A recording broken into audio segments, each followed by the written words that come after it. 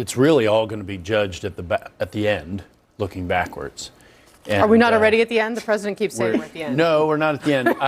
I mean, So you disagree? my understanding of what he's saying is that they've devastated the military, and that's accurate. It's hard to imagine it isn't, but that doesn't mean it's over. I mean, this is a regime that suffering is a tactic, even for its own people. I will say what's different this time is that their leadership's been successfully targeted, and so they're not just contemplating other people's suffering.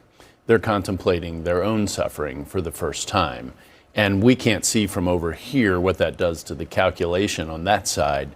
Nonetheless, they're human beings like everybody else, and that's going to factor into how this plays out here in the next few weeks. I'm glad that we got Ken's very charitable interpretation of what Donald Trump is claiming on a daily basis, that we've won.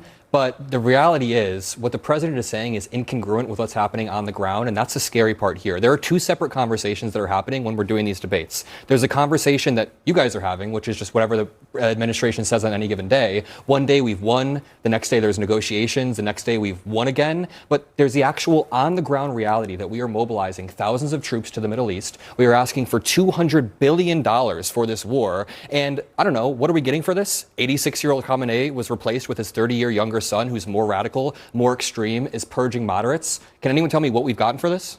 Well, I think that one question I would posit here is to you, Scott, and this is what James Mattis had to say, okay? Mad Dog Mattis, right? Very well respected Marine Corps general, former Trump defense secretary. He says this: Iran right now, if we declared victory, they'd say they own the strait. You'd see attacks for every ship that goes through. We're in a tough spot. Ladies and gentlemen, I can't identify a lot of options. I know we've talked here, and I think one of the responses to what you just laid out is that the Iranians have funded bad actors across the region for many decades. Many presidents in both parties have talked about how bad this regime is. But Scott, the challenge is, okay, we've done this. We seem to have underestimated their capabilities with drones, their willingness to dig in, the ways that they've attacked their allies. And now Jim Mattis is saying he can't see a good way out. Can you?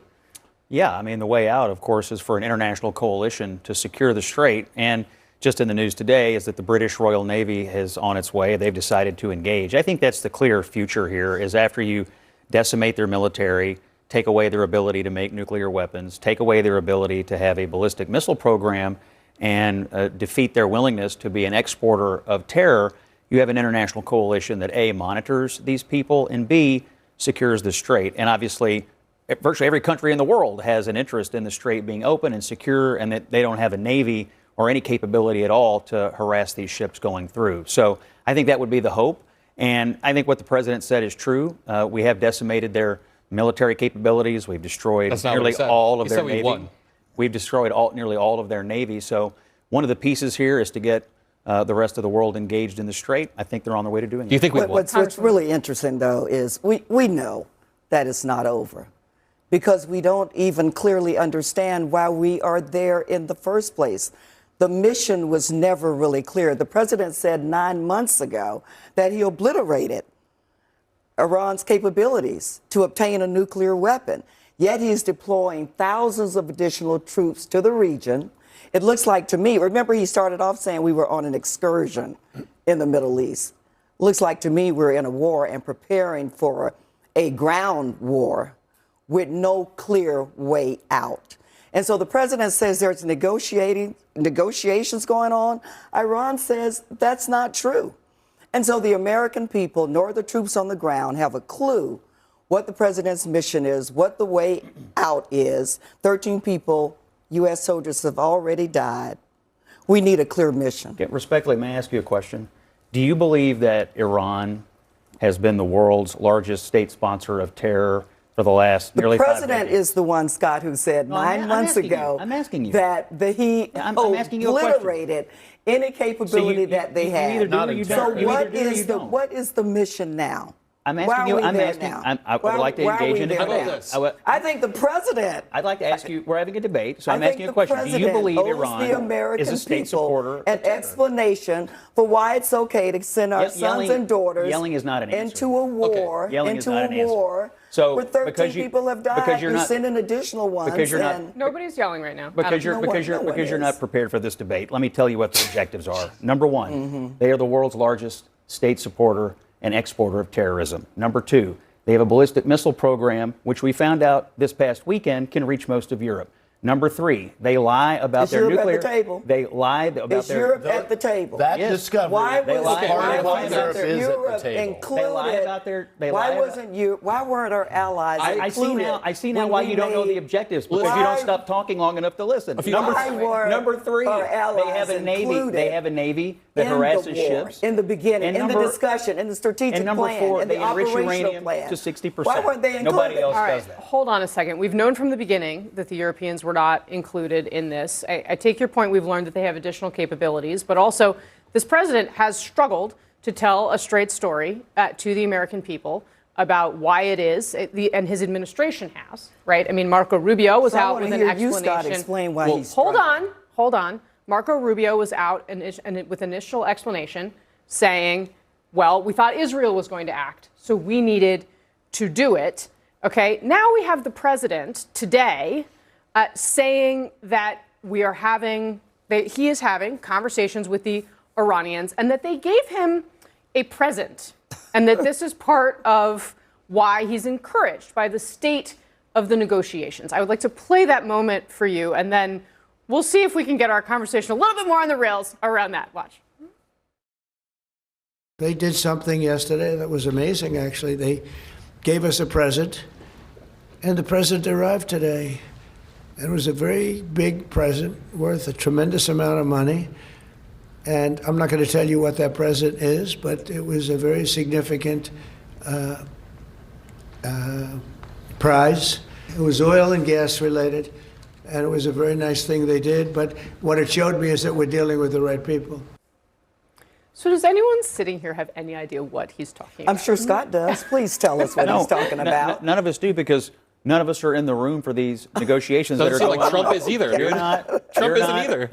You're not. And obviously they're talking. I didn't say I haven't yet. I didn't say that I do. I wanna hop in. Conversation. So, Please I explain. wanna and guess hop what? in. None of us are going to be. Now we will react to it when the news breaks. But to me, if you exit this with an Iran that has a defanged as it relates to missiles, as it relates to an aggressive navy, you take away their ability to make nuclear weapons, and you leave the remnant here unwilling to be a supporter of terrorism, that is an unequivocal win for the United States of America. I want to show you the very careful wording Scott is using here. He's saying if that happens, which means that he disagrees with Trump's statement that it already has happened. I cannot believe you invoked an international coalition just 2 minutes ago when Trump already tried that. Trump announced 2 weeks ago he was gathering an international coalition of ships to escort countries to escort ships through the Strait of Hormuz. Guess what? No countries answered because he spent the past year threatening to invade Greenland. So now, Matter of fact, he said he didn't need them. I mean, he said he didn't need them. I was going to get there. Then he comes all the way back around to saying, listen, I didn't break up with her. No, sorry, she didn't break up with me. I broke up with her. I didn't need them in the first place. You almost had it. I almost had it. You but screwed it. I want to ask You screwed it up. Do you agree with, yes or no? Do you agree with Trump that this war is won?